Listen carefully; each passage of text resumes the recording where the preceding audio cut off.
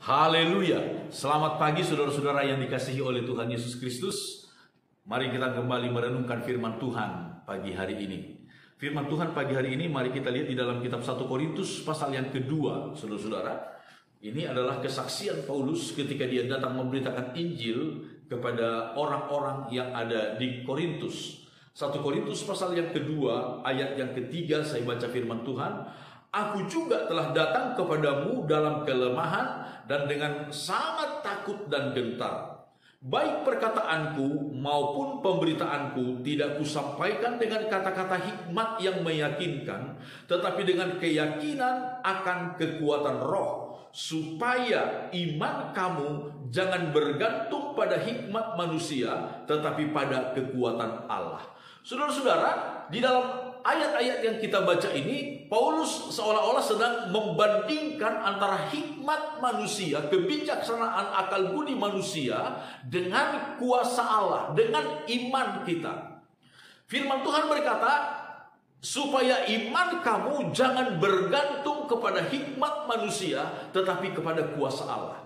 Saudara, kita dalam berjalan menghadapi hari-hari yang ada di hadapan kita, firman Tuhan berkata, kita harus berjalan dalam iman. Lalu apakah hikmat manusia, kebijaksanaan manusia, akal budi manusiawi kita tidak kita gunakan sama sekali? Bukan berarti demikian, saudara-saudara. Kita tetap gunakan akal budi kita, itu pun pemberian Allah. Hikmat manusiawi kita juga adalah merupakan pemberian Allah. Tetapi ingat saudara-saudara, hikmat manusia, akal budi manusia itu sangat terbatas. Sangat terbatas. Mungkin itu baik kita gunakan dalam hubungan kita dengan sesama kita manusia, dalam hubungan kita dengan usaha, dengan pekerjaan kita sehari-hari secara rutin. Tetapi berjalan bersama dengan Tuhan, saudara-saudara, berjalan menjalani hari-hari di depan kita bersama dengan Tuhan, kita tidak cukup mengandalkan hikmat manusia. Hikmat manusia itu apa, saudara? Hikmat manusia itu adalah merupakan sebuah gabungan, saudara-saudara, gabungan antara pengetahuan, ilmu pengetahuan kita dengan pengalaman kita, dengan juga insting manusiawi dari dalam diri kita, saudara-saudara. Jadi merupakan sebuah gabungan, baik dari pengetahuan yang kita miliki, yang kita pelajari, maupun dari pengalaman-pengalaman yang sudah kita miliki di masa yang lalu, maupun insting manusiawi kita. Itulah hikmat manusia. Tetapi saudara-saudara, sekali lagi, memang ini seringkali bermanfaat untuk sesaat, untuk hidup sehari-hari. Tetapi untuk jangka panjang, saudara-saudara, kita tidak dapat mengandalkannya. Karena sangat terbatas, sangat terbatas. Tetapi firman Tuhan berkata, biarlah iman kita bergantung pada kuasa Allah. Firman Tuhan berkata di dalam 1 Korintus pasal yang pertama, ayat 19, kemudian Paulus berkata, karena ada tertulis, aku akan membinasakan hikmat orang-orang berhikmat, dan kearifan orang-orang bijak akan kulenyapkan. Hikmat orang berhikmat akan dilenyapkan. Kebijaksanaan orang-orang arif akan dilenyapkan oleh Tuhan. Lalu ayat 25 dikatakan, sebab yang bodoh dari Allah lebih besar hikmatnya daripada manusia, dan yang lemah dari Allah lebih kuat daripada manusia. Saudara-saudaraku, apa yang kelihatan bodoh dari kebenaran firman Allah ini, kuasa Allah, hikmat Allah, jauh lebih besar daripada hikmat manusia.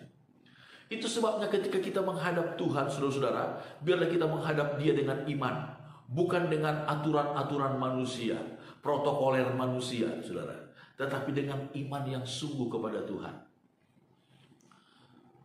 Nabi Yesaya pernah menegur bangsa Israel karena mereka menghadap Allah hanya secara lahiriah menurut aturan manusia. Yesaya 29 ayat 13 dikatakan, dan Tuhan telah berfirman, oleh karena bangsa itu datang mendekat dengan mulutnya dan memuliakan aku dengan bibirnya, padahal hatinya menjauh daripadaku, dan ibadahnya kepadaku hanyalah perintah manusia yang dihafalkan.